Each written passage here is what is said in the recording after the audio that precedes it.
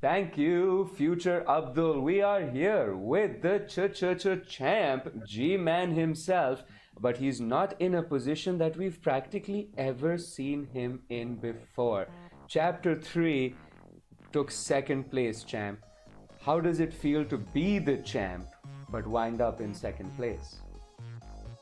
You know, I've had more second places in my career than first place, so it's not in it's like for the longest time I didn't crack the first place spot in a lot of like live race events. So, you know, I I'm a little used to it, but in this case with liftoff and these events so far, especially like yeah, I'd love to be in first, but truthfully, I didn't put in as much time on this month, and that's not really an excuse because Finzi definitely deserves what he got.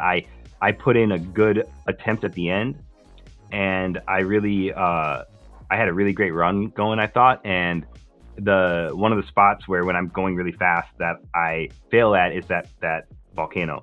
And so I went up for that volcano, and going up to it, I was like, I knew I was close. I knew I wasn't going to beat Finzi by much if I did. And so I like during practice, I actually don't even think I had beaten Finzi, though I wasn't practicing a ton. I'd practice for like 20 minutes and then I didn't want to get a winning run during practice, right? Because there was 12 attempts. So I could sit there in those 12 attempts and kind of just go for it. And so I did that. And, in hindsight, maybe I should have practiced a little more. But I was okay with second place to some extent here. I just didn't want to leave anything on the table during the run, and so going into that final second lap, I knew I was close, and I knew if I was safe in that invisible that floating trigger that kind of triggers me a little bit because it's hard to see in the cockpit. It's like you don't know. It's like you don't want to waste time and like blow through it, so you're just trying to just clip it. And so I was like, okay, I knew it wasn't like a perfect run, but I knew it was really fast. And I was like, no regrets, go for this trigger as fast as you can. And it was like, I think it was like my last attempt or my second to last attempt on the final night of the event. And I missed the gate, I missed the trigger. And it, coming down and not seeing the next trigger appear was one of those moments where it's just like, well, congrats, Finzi. I think I went right on the Discord and said GG right after that. And truthfully, like Finzi crushed it. He improved his lines as it went, and part of me, maybe regrets putting in my time as early as I did, especially in the months where I'm busy. Because at first, it held for a couple, I don't remember how long, a few days for sure. And like I went on a trip, and my work, we're like finally moving our studio, and so I'm involved in moving a ton of equipment and stuff, and so it's just been busy in life. And this month will probably be no different because I've got a baby coming this month. Hopefully, knock on wood. And yeah, so we'll just take it one step at a time. And this track is simpler. And I know Finzi doesn't feel great about the environment. He seems to lag there. And so last night I did it a little bit.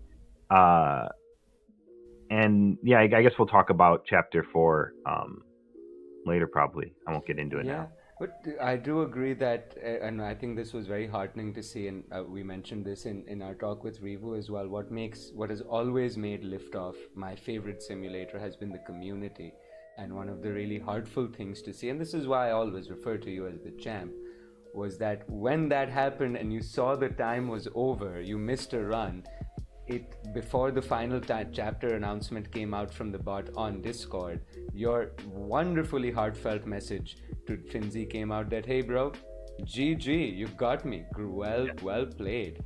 And I think that comes from the excellent attitude that you expressed in the beginning there as well. And I think people, myself included, who are intermediate pilots or even people who are beginner pilots, that even when you're the champ, you still have more number 2s in your career than number 1, and that's okay. The way to get to number 1 is to get to number 2 and then work your way up from there, right? Like, don't beat yourself up mentally. Like your boy Abdul was number 31, I think, in chapter 3, and hey, it's one position higher than last time, and all I got to do is make it one position higher next time as well. So you talked about putting your time in early. Between week 1 and week 4, of the tournament, you both Finzi and yourself improved your times by approximately 5 seconds, just about a little bit under 5 seconds, from 34 and change down to 30 and 31. He only took you by 3/10 of a second on that final run. What was very interesting was that you two stayed at the top. We had a 6 second gap between you and number three. 6 seconds from Finzi, 5 seconds from you. But even if you hadn't changed, even if you hadn't put in an updated time from that first time in the month of 34 seconds and change, you would still have wound up at number two. Do you see that as just a function of this track, a function of your practice, or a function of how racing works? That we put in that first attempt shows us where we are, and that's where we're gonna be. That's a good question. I think that the first, I typically like to put in, like, when I finally do put in a time on one of these things, I want it to be representative. I don't generally put in, I don't even like to finish like a bad run just to like make sure that my time is like, but that's just like a weird thing I like to do. But in this case, we had 12 attempts. And so I practiced the track for like not that much time, but then just kind of got in the groove on 12 attempts. I remember like that first session kind of, and getting a run that, there's something in your question that made me, I had a different thought. Yeah, it's interesting, knowing like and it definitely is a function of the track. That's what you said. Is it a function of the track? I think it's a little bit of function of the track, a decent amount. And when you look at the attempt structure that they put up, because in the current event, you get 2 attempts, but you get them like every hour. Every hour, yeah. And so I've been too busy to really like hop on like every hour. So like I've done a total of 4 attempts so far, and on my first run, I set a really safe pace that was faster than my practices, but felt decent. But now it's gotten totally eclipsed by people, by like Kira, and even like I'm in like 5th or 6th right now. Mm-hmm. But I look at that and I don't really stress it. Back in the day, I used to get more. I'd have more like, one of my drives to get to where I am now was always like I never wanted to I never wanted to let people see a time that wasn't the best I could do. So I would obsessively like, well, that time could be better, and I would just work on it until it was better. And now I'm a little more like, people know, if they see a time, most people who know anything about the things probably know I can probably improve it if there's, but so I've just become more relaxed with it. And so, yeah, this race is going to be interesting. The last one was, tricky with the drone shaking around and the damage. And, in the end, I'd love to see attempts count. I don't know if Lugo says that, but if we could find out how many attempts different pilots took, that would be awesome data, just to see, was Finzi putting in 12 attempts every day? Was, who had the most, who had the least? That's just cool. So I would assume that's data they can get if they don't have it, or get it in the future at least. So that'd be cool. I made a note of that. I'll share that with them as well, for people who are watching. If you ever have anything you want to share with the devs, or have like a wish list, Discord or the community Facebook page, they're very responsive, and if they have that they're data, ridiculous. They're super responsive. It's actually like crazy. So yeah. And I think this data would not only be useful for top tier pilots to know where the competition is standing, but for low tier or mid tier pilots like myself, it also shows me that, look, hey, what is it that you're doing and eating and drinking to get over there? And I can see that, right? And then that's it's a simple path. That is the path, you walk it, and that's where you get. I have one more technical question about chapter 3, GMAN, because we saw very an amount of uncharacteristic twitchiness in your lines about that, which was because the drone was actively melting over the lava. What I found was very interesting was that, same as chapter 2, your strategy was keep it tight, keep it clean, and keep it disciplined, whereas Finzi was coming from a point of, hey, we're gonna blast through it, we're gonna take things wide, but we're gonna just blast through it and line up. The part of the race where he takes the lead over you, And it's really interesting that for you, the hardest part was the trigger gate going up. A bunch of Hmm. people mentioned that the hardest part for them was the trench run. For me personally, and a bunch of other people, the hardest part was the big lava cave and spiraling up out of that. Hmm. That's where even though that's where Finzi was taking it significantly wider from you, that's where he overtakes you in that final lap and he booms right past. Yep. And that doesn't happen for 2 laps. Um, do you think that's because you were being conservative, or are we seeing an example of that in this track environment, being wide and aggressive is better than being tight and disciplined? Yeah, yeah, that's a I definitely think Finzi tightened everything up. Like if you watch his, for the progress, I was watching his runs most every time, and I was seeing and I started to feel kind of confident because I didn't think he could beat my runs with that technique, but in the end, I actually think he was pretty tight, especially inside inside the cave. He takes that like the spin part. He takes that quite really pretty tight and like pretty high speed. And he doesn't have much of like a delay after he gets up. Whereas in some of his earlier runs, he would come up and then kind of go, you know? Yeah, yeah. Yep. Yeah. And it's funny, that tunnel reminds me of the in the live race I've won the last 2 years in my bracket. At the Ice Storm, which is a 2 ice rinks. And then in the middle there's it's called the tunnel, everybody calls it, and it's kind of just like a death spot for quads, and you always are approaching it at like this angle and then shooting through it. And so that weirdly I had that same feeling going through that what did you call it earlier, the trench, yeah. And so I kind of would just like, I would almost enter it on like a left turn, banking left, and then I would see it open up. You just like sliding in, you see it open up and you shoot through. It feels really great when you just kind of do it right. But yeah, I crashed there a ton. That was probably the spot I crashed the most. Yeah, for sure it was actually.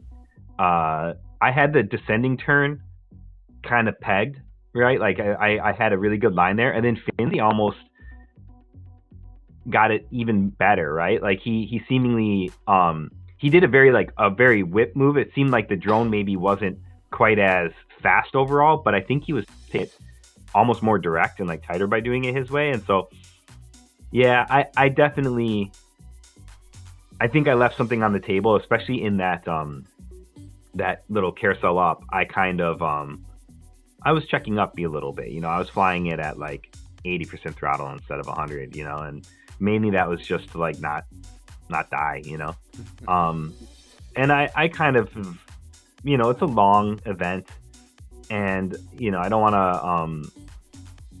I'm busy right now, it would have been cool to win them all, but at the same time, like I kind of accepted that I might not, so and it's nothing like Finzi deserves his, he beat me fair and square here. So if I do I regret not putting more time in? Sure, because it would have been fun to win, but like it wasn't because I didn't put in enough time, like yeah, I didn't beat him in my practice rounds even, so there you go. Yeah, That's a really powerful and positive attitude to have, and I think inspiring for all young racers and young people in competitions around the world, to be shown that hey, when you live on top of the leaderboards, what's generally regarded as toxic gamer behavior is not something that's a part of your life. You can't get there with that much hate, right? You gotta have you gotta have that love for everyone. You gotta have that space to congratulate someone else, and be okay with hey, this is. You said this is a very powerful thing in our first interview as well, yeah. which was that hey, I have nothing to prove. I know how skilled I am, and it's about me. It's not about proving it to you. I'm doing it. I'm racing myself. I've been telling people for a while, like in drone racing, showing up is winning. It's like I have tremendous respect for everybody who tries to do this difficult sport. And so and like back to the second place thing, like I was in a lot of events in my life where I did not have the pace to beat the guy who was in first. Like my first ever liftoff event, ILC, where I was qualifying in like 12th and 16th and stuff, and I managed to make the podium all 3 events with Dark X and Yayu and one of the races it was Mr. D, but instead of Yayu. But otherwise, it was just those two guys. And Dark X blew my mind back then. Like I couldn't, and so there was no way to get in front of Dark X, you know. And so it was just like racing for racing for P2, you know. And so anybody like you in the end, like you know, you have to hope for people to like crash in those types of scenarios. And so if your PB isn't faster than their pace, you know, their checked up pace, like you're not going to get first place unless they screw up, you know. So it feels good to be in that position where your pace is faster than somebody else's PB, but it's just one of those you know, I spent multiple years where I knew there was no way to get there, you know, and it's just like it doesn't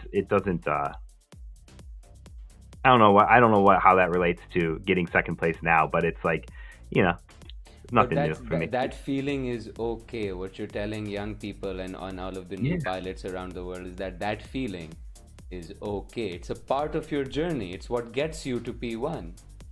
Yeah, and you want to still try and get near your PB in each of the heats, and then if they do make a mistake, you're one mistake behind them, you know. And so you work your way to that level, and that's how I got onto the podium in all those races. Was I didn't get there by beating these guys who were qualifying higher than me. I got there by not screwing up, you know. And so now it's a little different, you know. I got to play to win and not play to not lose.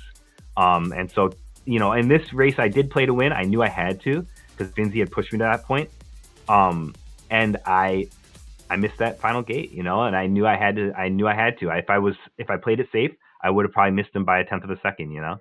And so there was no time for caution, as they say. How are your feels about Chapter 4? Because again, it's a non technical track.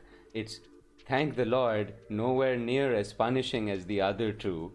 But there Yep. is one weird, funky sky trigger right on top of that dar balloon. Yeah, at least it's there's something there, you know. So like it's easy for me to just pull that tight. It feels like I'm just turning over, you know. Like I use the balloon as my As your target, pole you know? or the bit the Yeah, corner to turn it's like a around. flag. You know, it's just a very tight flag. But I do those type of things tight anyway. So that gate was where I initially was just blown by everybody. Um, but yeah, last night I was practicing it a little bit. Then I put in my 2 attempts, and I screwed them up. You know, I actually hit both runs. I hit that that little structure that you take the turn through. And I Oh, bunked into it. But my drone wasn't dead, but it had damage, and like I almost finished the runs with damage. I wasn't sure if I would have gotten the top spot, but I think I was like a second ahead during practice. So, you know, people need to find a little more speed. Um, but you know, one of these days, maybe today, I'll put in more than 2 attempts. We'll there's see. all sorts of people gunning for you now in addition to Finzi. Yeah. We've got Kira smashing his way to the top of the list. Mhm. We have I like to see it. FPV Fly who's flying on a 30 hertz monitor who now has a 160 hertz monitor, and like he feels it and he's making it very clear that hey, I'm coming for you, because he's moved on up. All of his times were on 30 hertz before. If you remember Revu from the first, yeah, on 30 hertz. That's what Not 51 years 60. old. Yeah, not 60, 30 hertz. He was using a TV, same as your boy Abdul. He got himself a monitor, 165 Dude, you hertz. just blew my mind, man. The FPV Fly, like that, like if he was getting those times on 30, because 60 hertz, I'd say, yeah, okay. I tell people 60 hertz to 120 is so much of a difference in drone sim stuff. It's a big deal. 30 to 120, I couldn't even fly on 30. You know what I'm saying? Like, I don't know. I should try it later. I should turn my thing on to 30. And TVs usually have like input lag too. You know, it's like, oh my god, wow, So he's coming wow. at you. Revu I'm excited. discovered in the last week. I don't know if you remember. He first shifted up to a 6S squad. So Mhm. before he earlier was flying 4S. He's discovered for some reason his throttle was limited by 20%. So he only really had 80% throttle that he was used to That flying explains with. it. Now he has all of Wow, his throttle, and he's nice. coming for you. Love it. That gets me pumped. You know, just you know, yeah. I honestly want to see. I'm I I know not everybody wants to hear advice and stuff, but like whenever I can, I try to let people know. And sometimes people don't listen to it. I've never heard FPV fly about. I never asked about his monitor, honestly. But like with like Monster Duke, I got him onto. He was using a dongle instead of like Edge TX USB. Wire, Got him okay. on that, and he switched back to his high refresh rate monitor. And suddenly, this was like last season in VRL, and he just exploded in speed. He's like a new pilot. He was he you sometimes at a certain point you reach the limit of your hardware. Like there's yeah, as much as it's an excuse or something, like and people want to be like, oh, I could still do it. It makes a difference. You know what I mean? I'm on a 240 hertz monitor. I get perfect frame rates. I play on the lowest quality to make sure that I'm like maxing out my frame rates. And I have my radio is connected at 500 hertz to my computer. There's no every piece of delay has been taken out of my system. I have a 1080p monitor purely to make sure I can drive it at full frame. That's very interesting that you did, even with a high power setup, you still keep everything minimized. But like you said, for young people watching, that happens not in the beginning, not in the middle. That happens at a certain point when you hit that wall. When you hit that wall, you get better hardware. But till you hit it, you don't use it as an excuse. I will say though, it makes it more enjoyable, and you'll find yourself being more consistent the sooner you do it.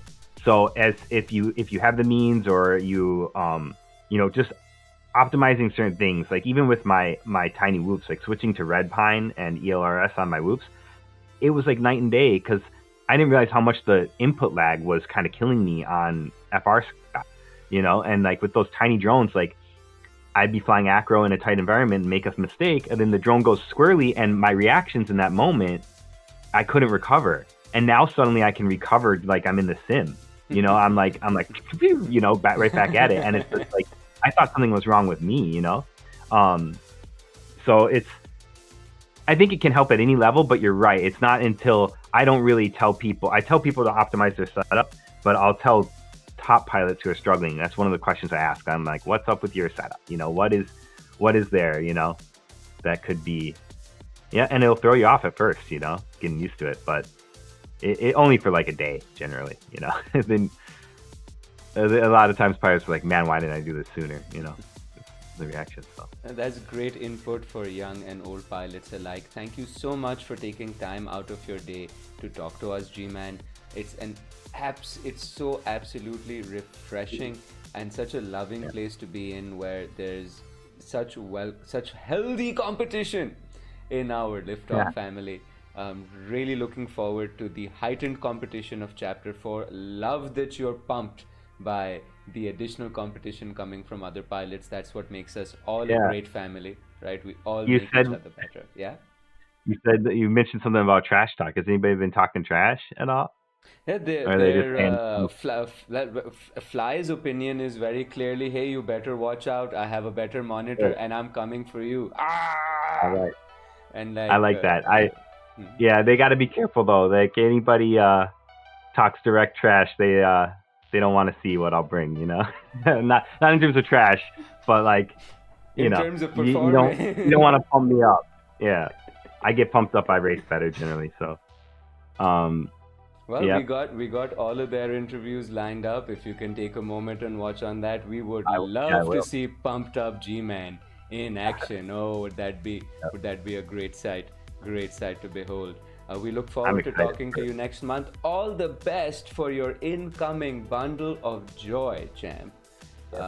May it be a healthy, happy, and easy arrival into this world and bring you nothing but joy. I should probably set a time soon before he comes. I should probably get to it before it's too late. All right. Thank you so much. Have a great day. Thank you, GMAN. Back to you, Future Abdul, in the Song of Pitch and Throttle studio. Take it away, buddy.